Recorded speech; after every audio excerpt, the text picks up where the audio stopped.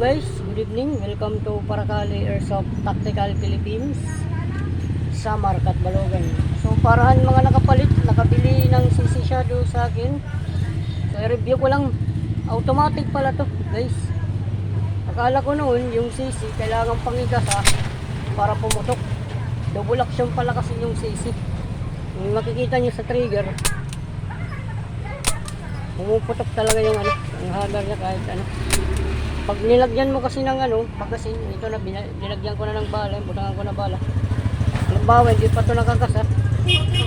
Puputok tayo ito guys, test natin. Hindi pa kinasa, dahil double action pala ito. Pakita ko lang sa inyo, para mga nakapalit ng CC Shadow.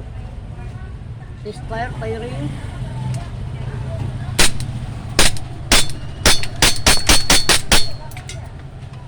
Automatic na mag-slide lock pag waray ng bala.